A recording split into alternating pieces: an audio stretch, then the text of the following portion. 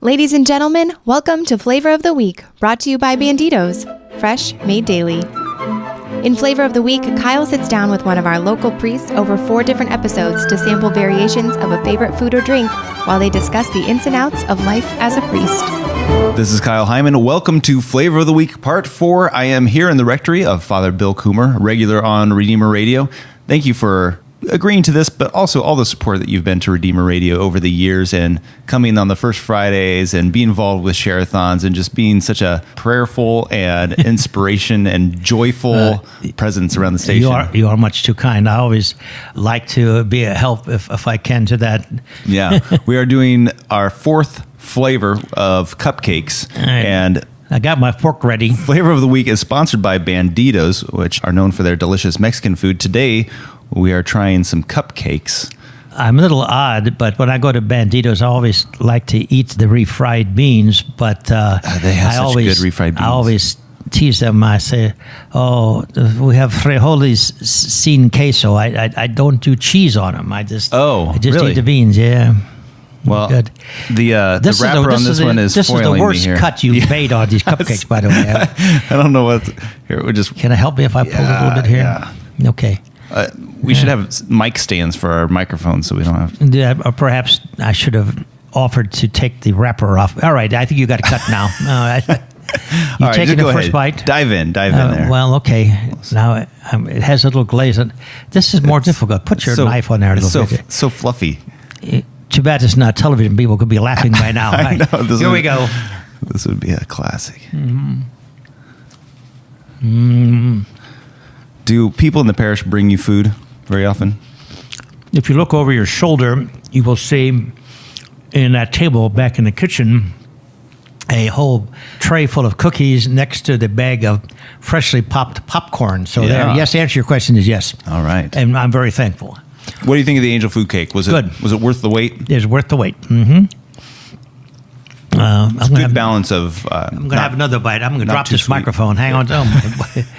I was teasing you. I made a mess of the whole plate now. Oh, good grief. You should just go for the whole cupcake. I can't even pick it up. There you go. I can't do all of it. Can you do all that? All right. Pull that with your knife or something there. No, there you go. Ladies and gentlemen, I do have the cake in my fork now. This is like a Two Stooges act right here. All right. We're going to look this on this 4th time. And again, I thank you for coming. We'll talk a little bit about one of my favorite things is the Catholic education. I've been ordained 43 years in the diocese. Congratulations. Thank you. And I've never been in a parish that didn't have a school. So I've been very blessed by God. Now, some people, to get my age, talk about the time and the cost that schools bring, but I think it's worth the time, it's worth the investment. And if you want to make me smile, just show me a kid who is kind of in love with prayers. You know, nothing can touch my heart more than looking out onto the kids coming for a school mass and just praying there, trying to be good. It's very, very touching for me. Anyway, the effort of Catholic education is to maintain the transmission of the gospel from one generation to the next. Mm-hmm. And families who make the financial sacrifice to use parish schools are to be commended, because that means that the faith is important. And just as they will not raise their children without giving them skills to deal with the world, they also cannot conceive of raising their children without the gift of faith to deal with the spiritual part of their lives. And I know also as a young parent yourself that concern is a part of you, as it was our parents who took the labor to help. We have lots of things known as assistance, tuition assistance and all those sort of things. And being the bright guy that I was probably already 35 years old before I realized that maybe my family got some of that assistance. I remember going to the sister's house and dutifully taking the $10 bill to sister for tuition. Later on, I realized it probably costs them more than $10 a month to educate me. So I'm very grateful to my folks, to the good sisters, and to everyone who does that stuff. Do things with the Catholic school ever go smoothly? It seems like there's always bumps in the road. I know you had some issues with every once in a while, a teacher leaves and you have to replace them, or a principal, or there's always seems to be things going on. Does it ever go smoothly? Not as you would suggest smoothly, because those things happen. Yeah. I don't know. There was an old priest from Uganda. His name was Benedict Satuma, and he lived with me for 2 or 3 years at St. John's Parish over on Fairfield. And I remember he would say to me all the time, "Oh, Father Kummer, heavy is the head that wears the crown." So he was suggesting that he was laughing because he was not wearing the crown, and he saw me try to deal with a couple of issues. Yeah. You're just not going to be able to expect, even in the simple life of a radio commentator like yourself, there's going to be issues. Yeah, yeah. But it's worth it. Absolutely. That's what Absolutely. you're saying. I wouldn't want to trade that. And I said at the very beginning, I'm so blessed to have been always in a parish with a school. And God really gives me gifts all the time. Some people might say a public school has better resources, or it might be the technology or something like that. Why would you say that a Catholic education is still more valuable to the student? It's valuable because of their parents' dedication. They're well aware of the fact that we cannot have all the nice stuff that they can get from the public system, but we have something that the public system cannot give. And that's a spiritual foundation from which the student, as they mature through educational processes, can learn and learn well the fullness of the life around them. And maybe the technology and the nice things will be more grateful for them, and then not having them.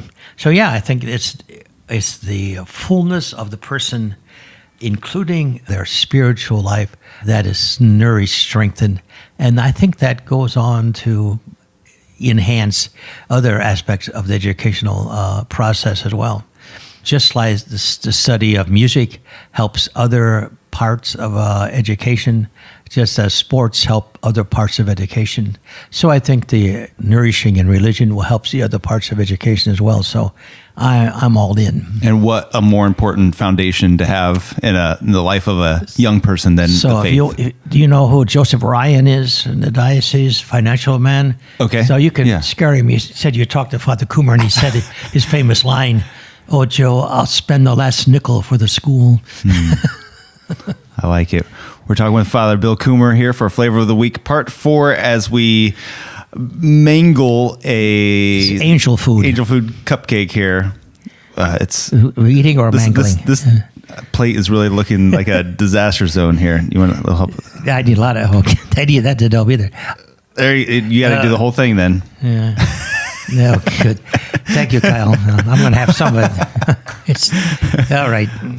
People know that you stop by the radio station every first Friday, and now, you're very kind to allow me to come onto your radio show. And I so enjoy it. I mean, just when I put on the headphones, I just feel like, oh, this is my environment. I know it's yours, but I just feel at home doing that. So thank you for the opportunity. What was your first inclination to be, because this goes back to Deacon Jim Ty and Redeemer Mornings, and you came on the show long before I ever started at the station. That kind of came from a joke. They were talking about doing the morning show, and they were taking, applications, and Jim Ty, of course, the deacon applied for that, and I told him, I said, Jim, you took my job. He said, I'll call you on that. And so he invited me to come, and in those days, we were on for 2 hours. It started at 6 o'clock. So he gave me about 6:20 in the morning. It was funny. So I just fell into that. And I don't know if it's of any value to God's people, but for me, I certainly enjoy just looking at a topic or something came up. We often talk about spiritual days, sometimes a saint's devotion, and sometimes I just rattle on about what's happening down on the corner. So it's all fun for me. Yeah. Has radio always been something that you've been interested in? You know what? So much is the case. Once in a while, when watching a sport program, I've been known to turn the volume down on the television and listen to the radio commentary. Yeah. Especially football with the University of Notre Dame. the commentators are very pro Notre Dame, and it's not often the case with the TV people. So, So you're looking for that bias. yeah, of course, absolutely. Well, what is it about radio that excites you? What do you like about it? Well, number one, I think it provides a certain freedom. You're aware, at least I think we are aware always, of the audience as we are right now in this interview. But there's like a freedom to try to be more expressive because you don't have to keep your tie straight for the audience, which they can't see you. They just can hear you. And some people, I hope I'm among them, have been given some talent, I guess, with voice inflection, be able to do things differently at different levels. So you'll be able to tell me that on next First Friday when I'm sitting in your studio again. But I just like it because it has not only an intimacy. I mean, I feel close. I feel close to the person who's listening to us right now. At the same time, there is kind of a freedom of expression. You do radio too, so what do you think? Yeah. Well, I like it because I get an opportunity to learn from people like yourself. And so I like to be able to ask people that are much smarter than me questions that... Well, I hope that happens sometimes. It's not happening now, but that's good. Well, it certainly is. And in fact, I was around somebody and they were talking about a funeral that they were going to be attending. And they had mentioned that you were going to be saying the homily at this funeral. And somebody else said... Father Bill Kummer, he's like the all-star of funeral homilies. Oh, wow. Do you know that you have this reputation? No. What is it about, I've never been to a funeral that you've celebrated. Is there something about funerals that you're able to connect to, or is there a message that you like to share during these homilies? If there is a background, it would be this. I think the Catholic Church says the right things and believes the right things. Mm-hmm. There's no denial of the sadness, the sorrow, and the parting. But always we have the background of the Lord's resurrection. And we can do things like saying, in the darkness there's light, and even in dying there's life. Mm-hmm. And if there's a message, I think that's what the Catholic funeral provides for us, is this not denial of the tears and the longing. And that even lasts for years, especially if your spouse dies when you're young. Now you'll have 30 years of sadness and things, but always with the hope that in dying we find life. So if there's anything that's behind my preaching at a funeral, it would be that. Yeah. Mm-hmm. All right. Well, do a last try of this angel food cupcake. I have here. one piece left over here. Uh-huh. You probably haven't noticed that these little buds back, that's the wings are sprouting. Oh, yeah. Yeah, see? Yeah. Look at that on your shoulder. Yeah. There they go. Yeah, far from it for sure. Well, of the whole mess of cake that it now is this plate, angel food cake is favorite? I hate to be so bad, but, it's got to be the chocolate cake. The chocolate peanut butter cup. Yeah. It was definitely delicious. Well, I thank you for hard coming all these weeks, bringing these cupcakes to us. Yeah, let's do this next week. All right. More cupcakes. More cupcakes, okay. No, but thank you so much, Father Bill, for joining us, for sharing not just some cupcakes, but also a delightful conversation. And we also want to thank Banditos for underwriting the flavor of the week. Check out one of their 5 locations around the Fort Wayne area. And remember that Banditos, fresh, made daily. Thank you, Banditos. And be sure to listen to The Kyle Hyman Show every morning on Redeemer Radio. Welcome home to your family of faith.